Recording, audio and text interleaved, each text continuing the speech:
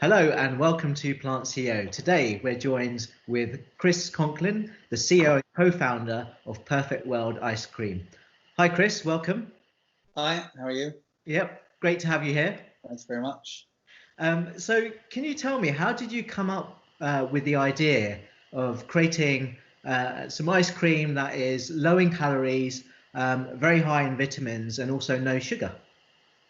It started about 10 years ago. I was on a keto diet, so no carbs, low carbs, no sugar diet. And my kids were coming home from school asking for high sugar puddings for dessert. So I was trying to figure out what I could make for them and myself. And being like a big ice cream fan since childhood. I'm from Boston, which is where the sort of mix-ins, like Ben and Jerry's is New Hampshire, but there's that sort of whole thing of mixing ice creams in started in the sort of late 70s when I was very small, there at some local ice cream parlors. And so I've kind of grown up around that, and we're big ice cream eaters there in Boston. So from there, I sort of started using natural sweeteners, and then replaced dairy. And it kind of moved from there. I've been adding more health attributes as it's gone along, and the product's been evolving continuously. Yeah. Yeah.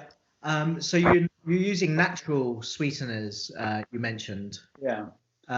Mainly fruit-based, is it? No, we use three different sweeteners. I mean, the word sweeteners has a negative connotation, doesn't it? But It does, yeah. sugar is a sweetener, and it's one of the worst ones. So, just the way that perception is. But xylitol is one of them, which is made from birch bark, and it's been around for a long time. Your body produces between 5 and 15 grams of it every day naturally anyway. It's a polyol, which is, quick technical aside, it's a 5-chain carbon molecule instead of sugar, which is 6, and your body absorbs it differently. So it's suitable for low carb diets. It's lower calories than sugar. It's about half the calories. And it has a very similar taste to sugar. Now, that was used in World War II when there were sugar shortages. It's been big in Nordic countries. It was started being used about 100 years ago. So that's one of them. The second one is erythritol, which is made from fermented sugar, and that occurs naturally in raspberries and mushrooms. So we use that one. And that one has 0 calories.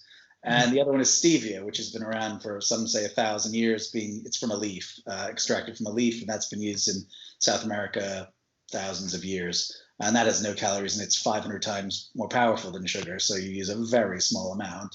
So a combination of those three things can get you a very similar taste to sugar and have much less calories. Yeah, very good.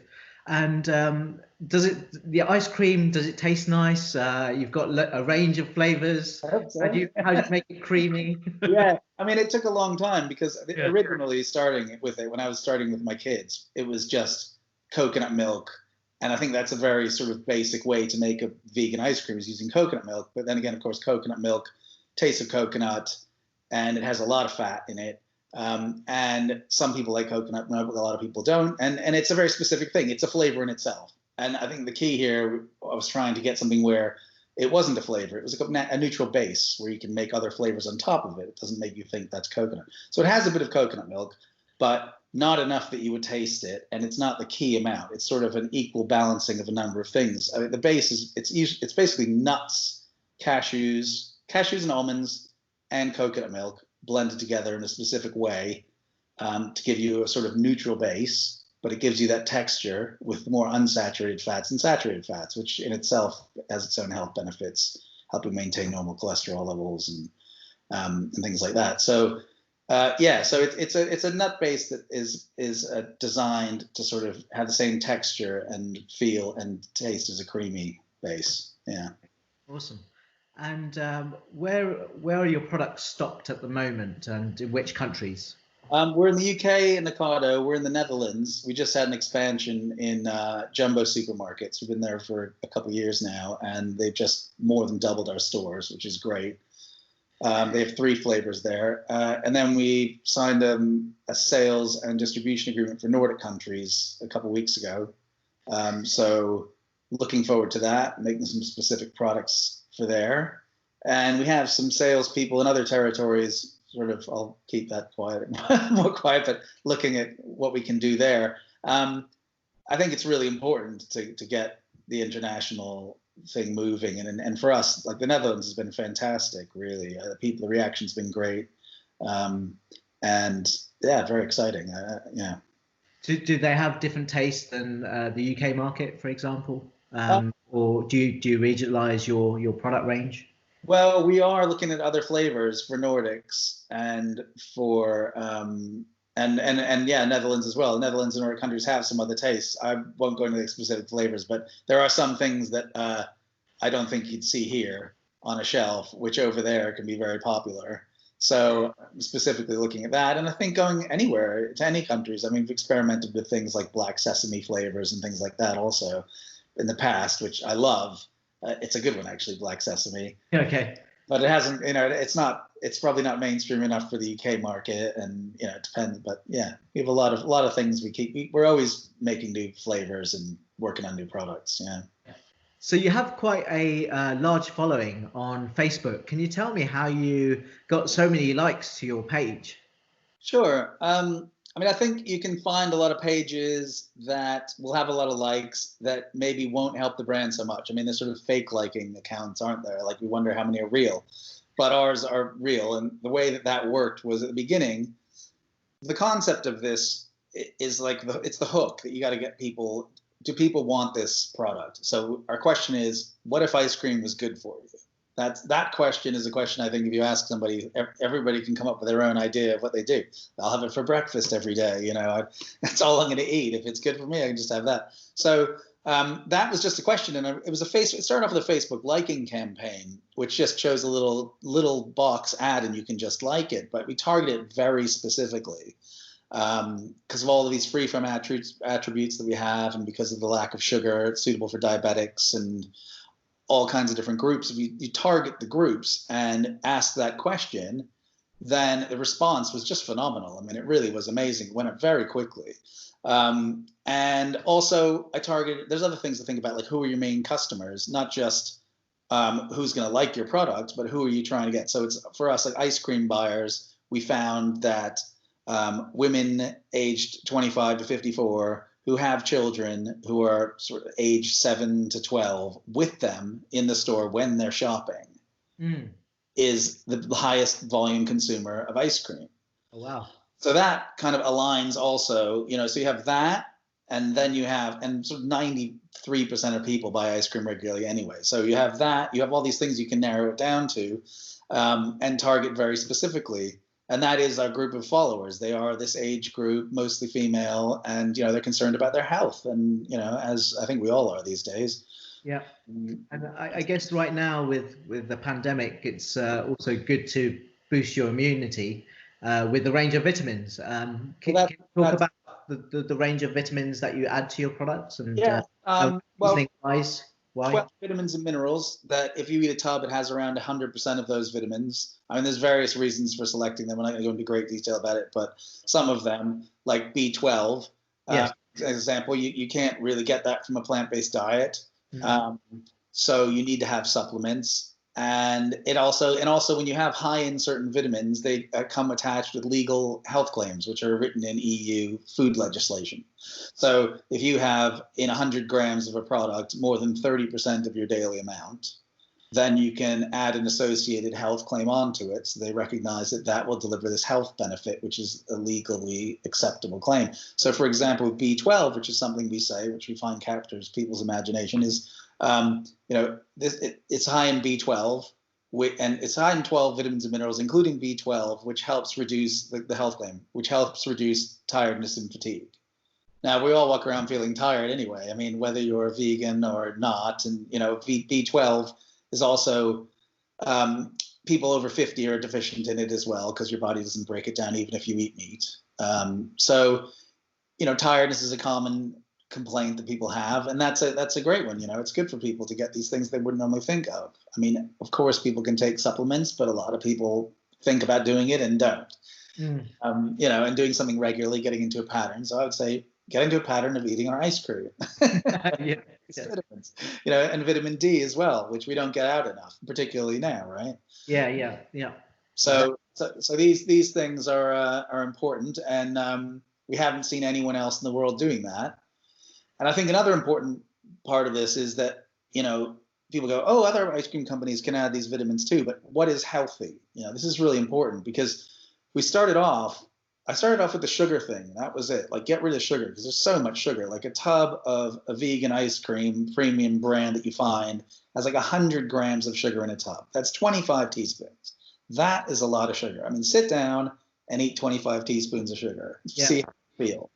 So you can't just add vitamins to anything and say it's healthy. In some places like Australia, like, if you don't get a certain score for your fats and your sugars, you can't say anything about your product if you have other health attributes. Like, you could have, all the vitamins in the world that you need in it, but if it had too much sugar, you couldn't say that it was there. So we don't have that restriction here yet.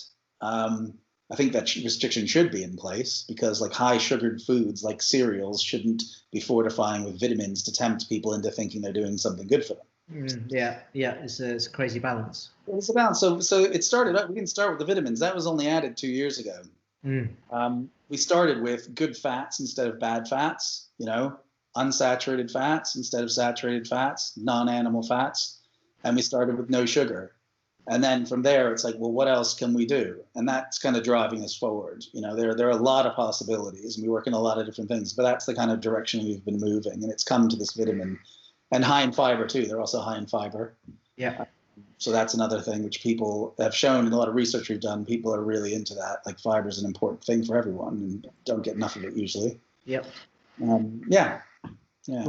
And in terms of your consumers, what do they actually say about your ice creams? It's interesting because, at the beginning, some of the feedback was just like, kind of brings a tear to your eyes, strangely. It's like where you have people who, because it would be sort of gluten-free and dairy-free and have no sugar, you get people like a couple, like an older couple would write to me, and one would be diabetic and the other one would have a gluten intolerance. They've never shared. Oh, that's sweet.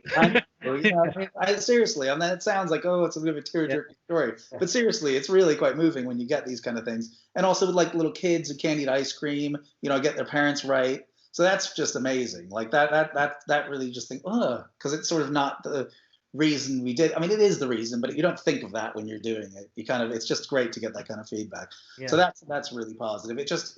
It fits our products fit a lot of different intolerances, a lot of different diets, and all this. So we get this cross of people who are together eating the stuff for different reasons, which is really nice. That's probably my favorite part of the feedback we get, I guess. Very good. And what's your long-term vision of the company? Well, I think we could move. I mean, as a brand, I think that the idea of it is, in a perfect world, it's like you can eat as much ice cream as you want and it'd be good for you. You can kind of apply that to a lot of different things, even outside of food. But I think that in the food industry, it's the same in a lot of industries. It's like, it's not pushed super far. A lot of products aren't pushed to be as good as they can be by larger corporations necessarily. And it takes smaller companies to come and disrupt the field, and then they start to change their mind as the consumers tell those bigger companies that's what they should be doing, and then just trying to shift the landscape forward. And I think that we can expand into a lot of different categories. There's a lot of different food products I'd like to move into, and I think internationally is something that is really important to us. I mean myself, I'm from America, but I'm dual national. But I kind of I'd like to see it in America. That's So those are the kind of plans. And you're doing a fundraising round at the moment, using the Seeders platform. Can you say anything about that?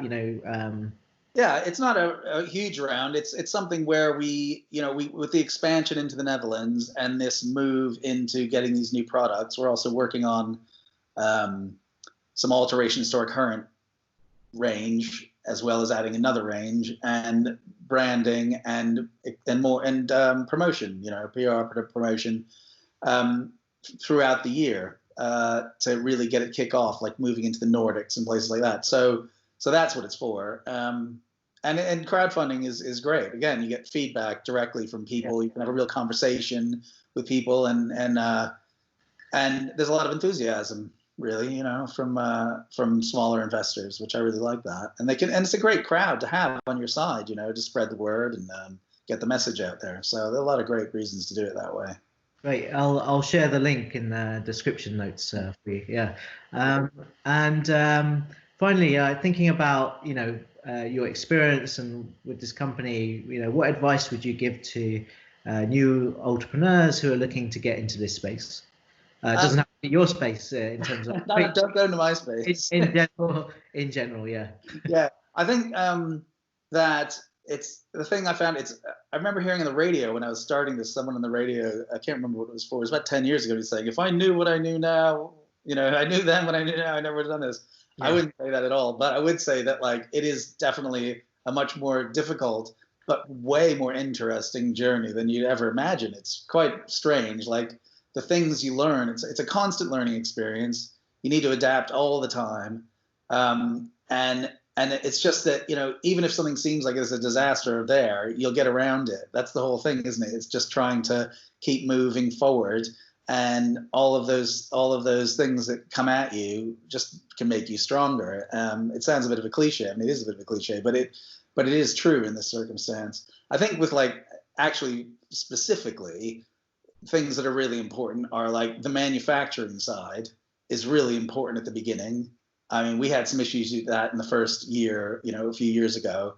We changed factories. We have an amazing factory partner now. They invested in the company, great people, really solid. But it took a long time to sort of get that to a really comfortable level.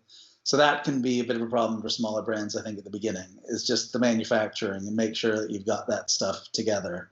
And finding out figuring out who your customers really are. That's important too, and making sure your branding is correct for that. Those are the important things at the beginning, I think. Great. Well, thank you so much for joining us. So yeah, if you like this video, please share and subscribe to the link below. But yeah, thank you very much, Chris, for your time. Cheers. Yeah, thanks talking to you. Nice talking. Cheers. Bye.